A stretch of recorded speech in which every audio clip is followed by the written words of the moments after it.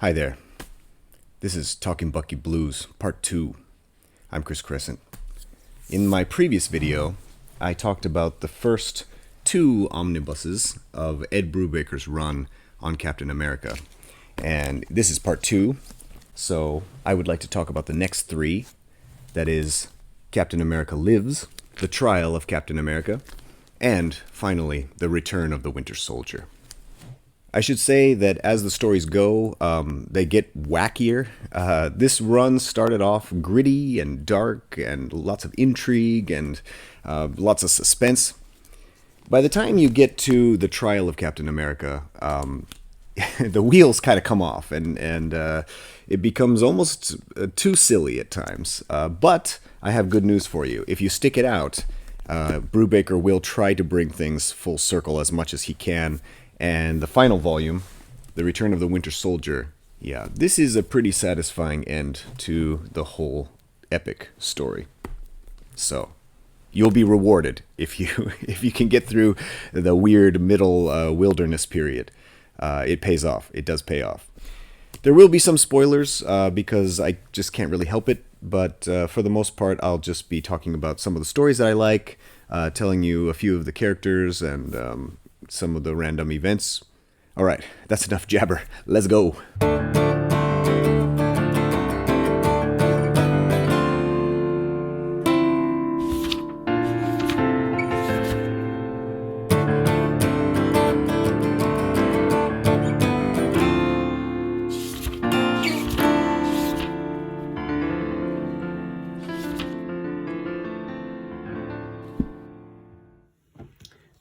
Here we have Captain America Lives.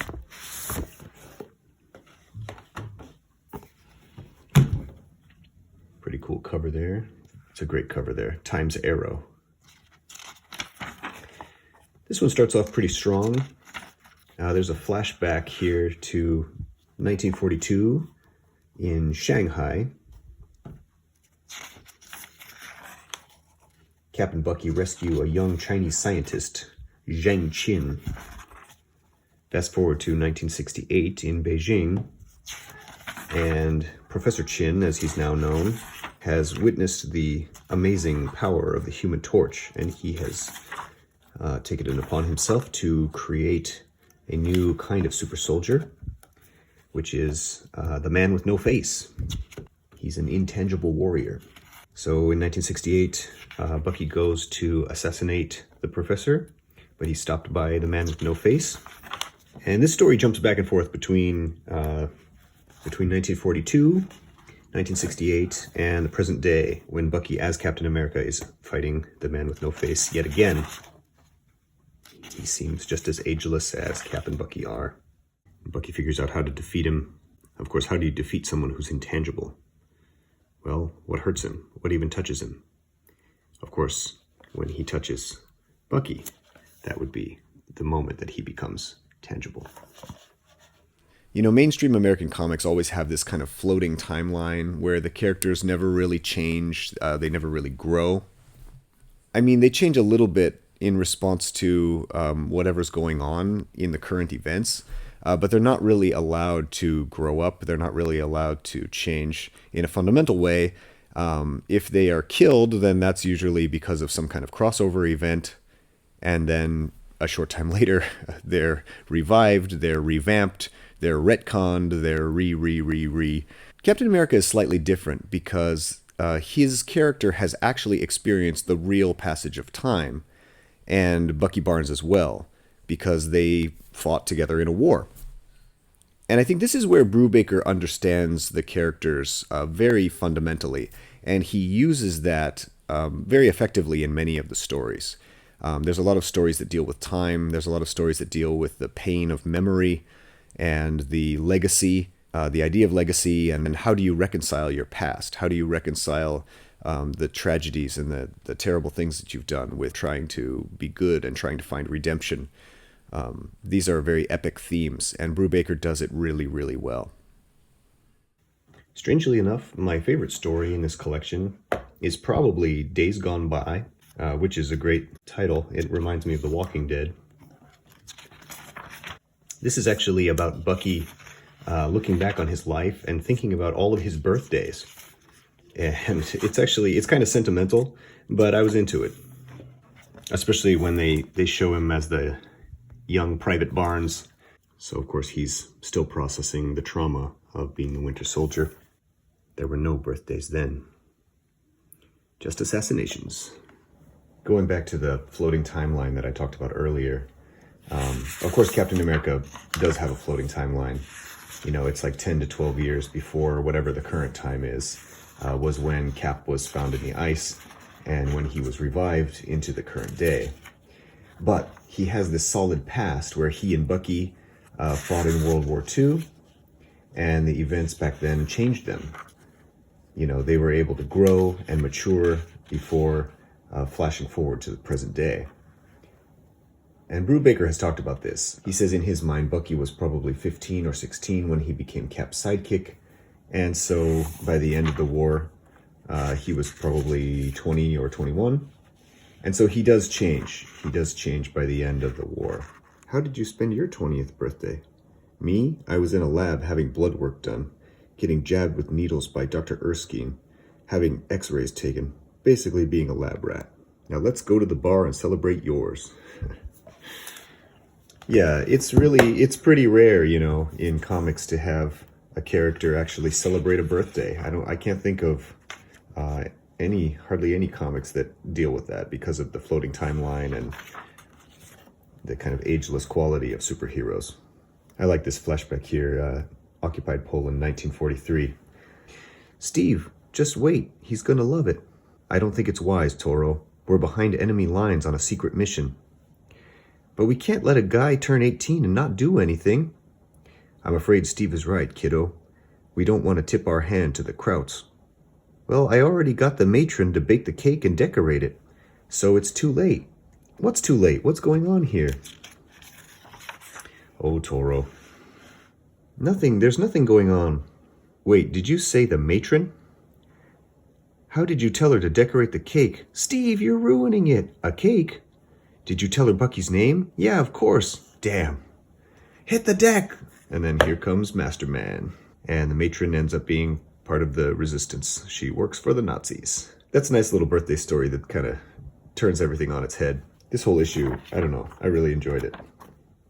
The icing on the cake here, so to speak, is that Brubaker shows Bucky to be this kind of special ops soldier who could get his hands dirty and take care of stuff that needed to be done. Stuff that Captain America couldn't be seen doing, stuff that maybe Captain America wasn't even aware of all of the time. And so that's a really interesting backstory, and it allows the character of Bucky Barnes to have a lot more depth, as well as kind of organically planting the seeds of what would become the Winter Soldier.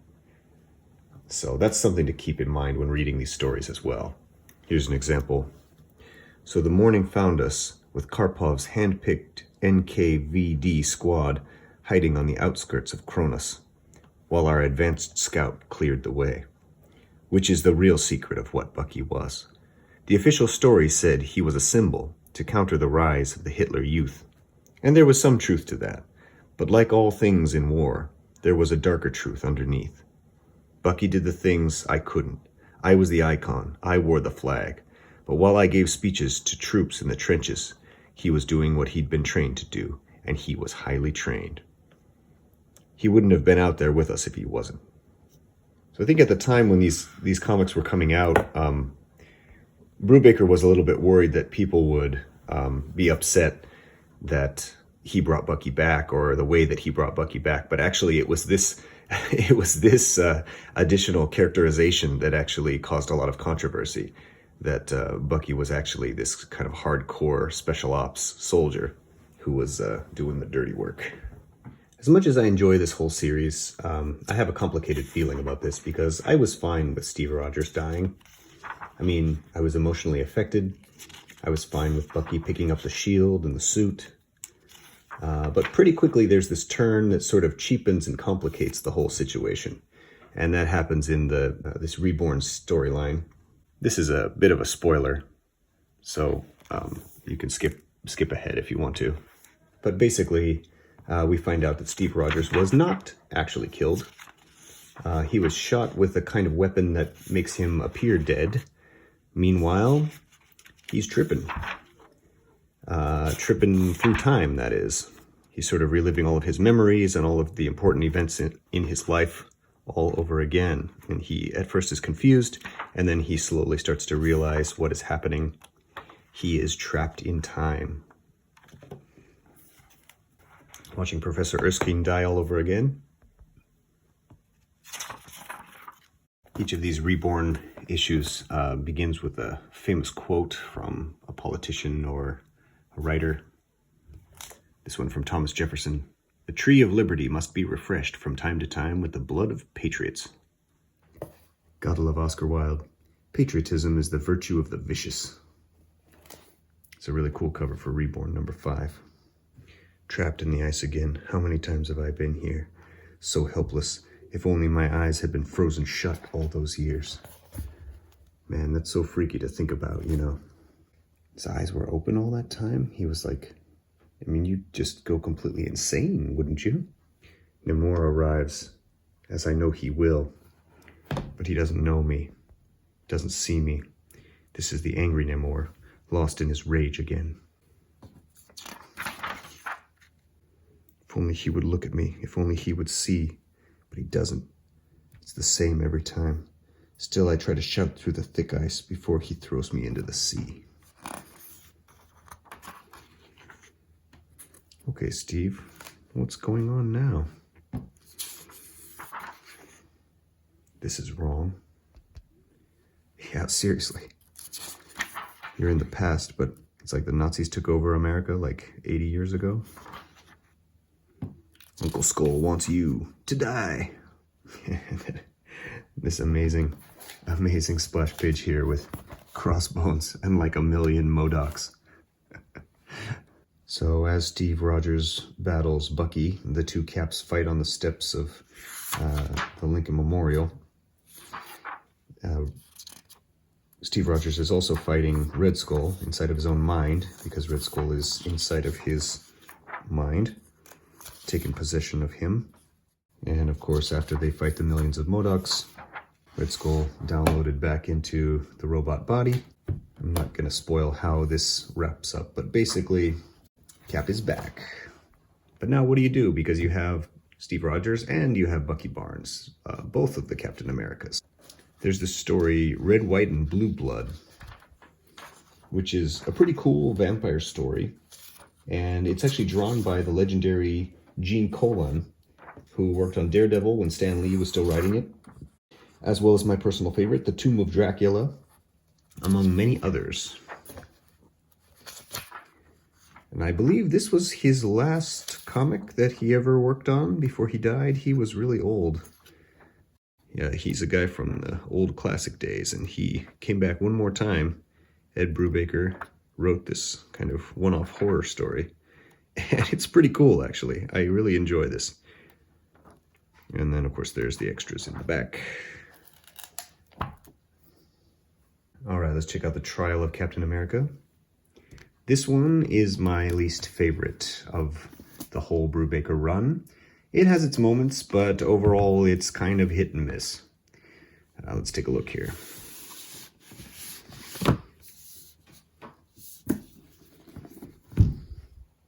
I do like this under the jacket cover. And actually, I like the cover. I think it's really cool with the chalk outline and the Winter Soldier there. Of course, this is actually, both of these are Bucky Barnes. The Trial of Captain America, I mean, it's entertaining. It's still Brubaker. But it's probably the weakest of these omnibuses. It's just kind of schizo. It's like schizostylistic. Toward the end of the book, it switches from the style that we've been used to, this realistic style. And then it kind of, there's some, I mean, this is pretty realistic, but toward the end, you got the Howard Chaykin story.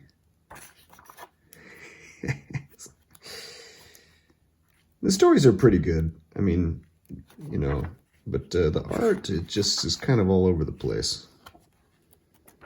It's like the style that we've been used to, the kind of the gritty spy stuff, the intrigue, the cloak and dagger stuff, kind of changes into more straightforward superhero material toward the end.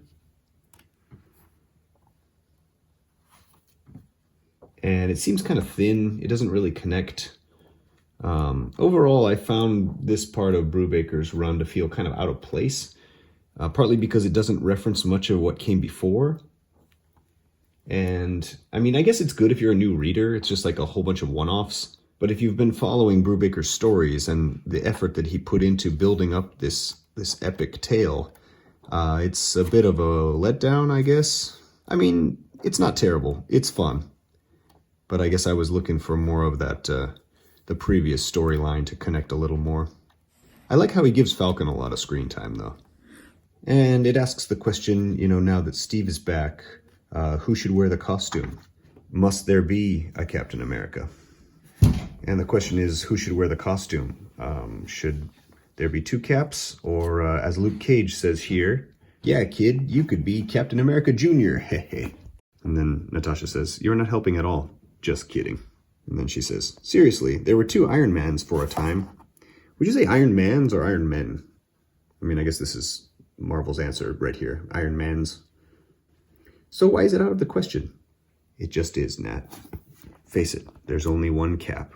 So what's going to happen to Bucky? There's a cool story in here called Two Americas, which involves William Burnside. And he's the Cap doppelganger who's been sort of running around, and he's insane, and he believes himself to be Captain America or a better Captain America. He knows he's just a copy of Steve Rogers, but that doesn't really stop him from rallying this group called the Watchdogs. They're kind of a radicalized militia group that are hiding out in northern Idaho, which I'm sure is a nod to the KKK or some of those guys. Northern Idaho can be a pretty scary place. I grew up not so far from there. So basically he infiltrates the Watchdogs and then he becomes their leader that they can rally behind. Falcon, the best thing about this story is that Falcon gets a lot of really cool fight scenes. And also Falcon's wings are really awesome. I like this art. I like these action sequences. They are really cool. I also think that this whole sequence that takes place on a train, it's really a lot of fun. And Falcon has to work together with the engineer on the train to try to stop it, but it is out of control. The engineer actually has been taken hostage, and so he cannot stop the train. So they're about to blow up the Hoover Dam. Okay, you crazy SOB, let's do this. And then he's dressed in the Bucky costume because the doppelganger forced him to. And Bucky's still having nightmares. I love this dream sequence here. He's still grappling with his past and all of the trauma that he's been through, all of the pain that he's caused. The son of Baron Zemo comes in, and Sin, Red Skull's daughter, completely insane. Oh yeah, and Sin has a master plan to blow up the Statue of Liberty. Baron Zemo sends a message to Bucky. Bucky Barnes, tonight, where you were born, if you want it to end.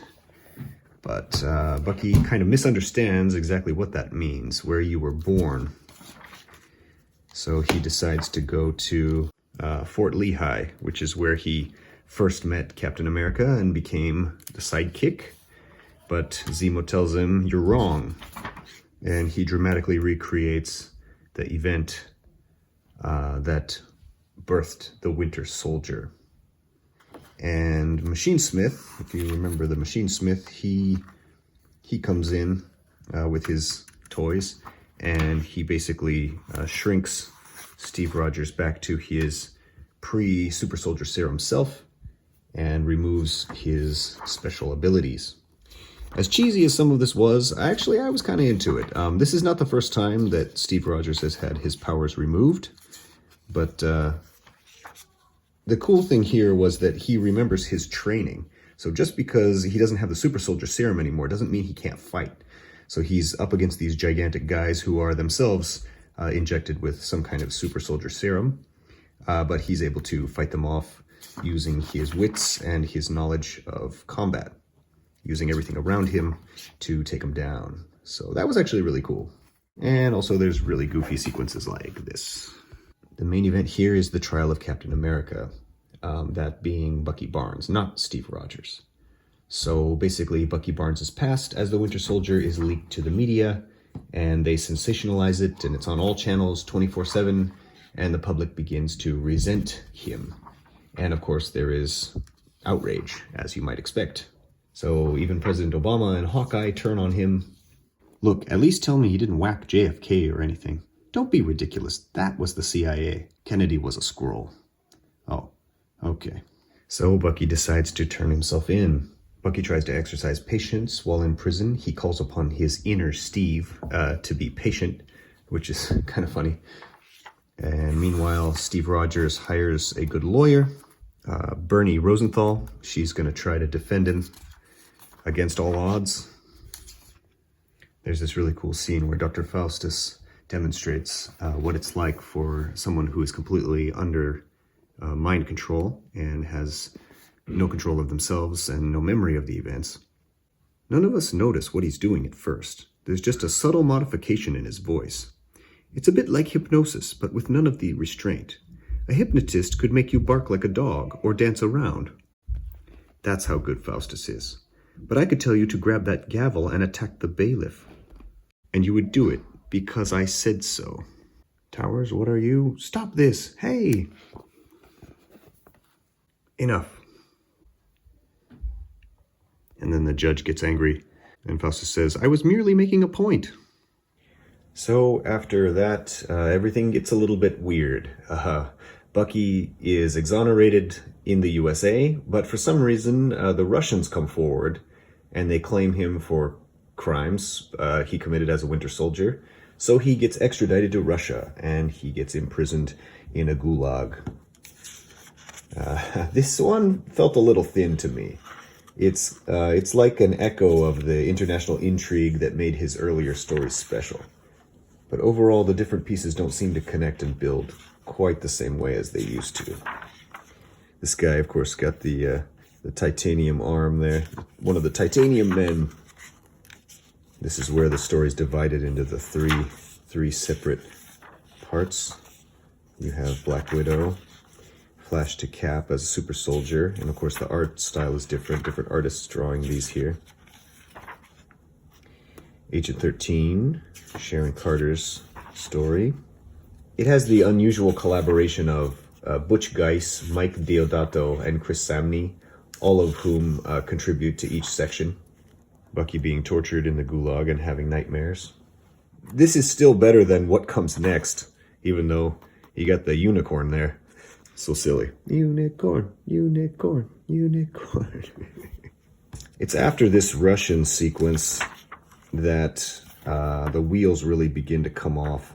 You know, prior volumes of Brubaker's run really embraced the pulpy Golden Age bad guys and cloak and dagger sensibilities, but here it just can't seem to rise above the kind of pulp wackiness.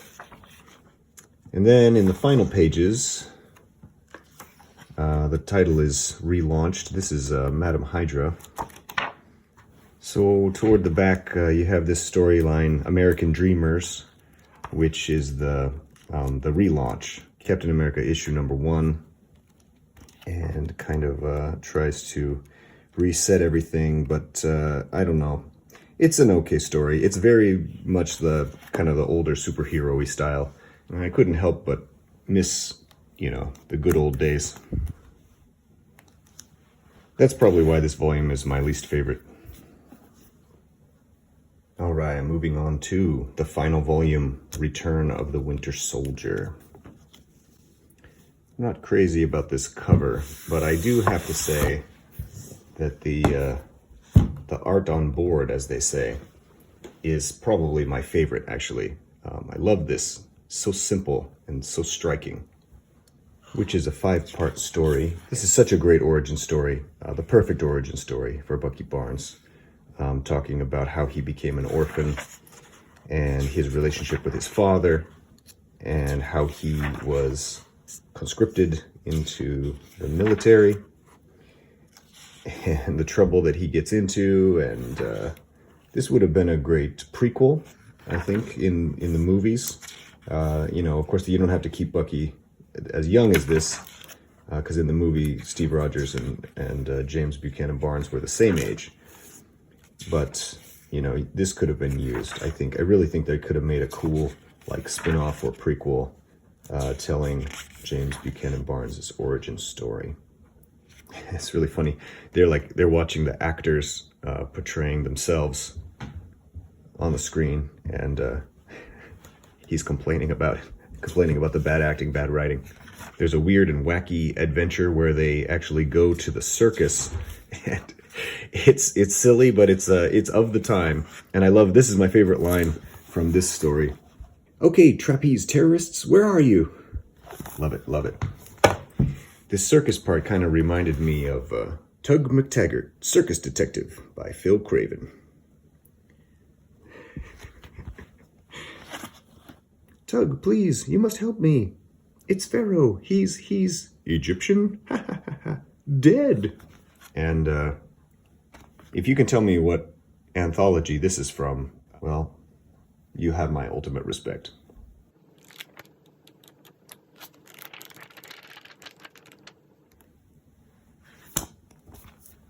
Here's another great moment with Natasha, Black Widow. Cap says, "You think I can't disarm you? If you take the gun, I drop the grenade. If you take the grenade, well, you know what happens."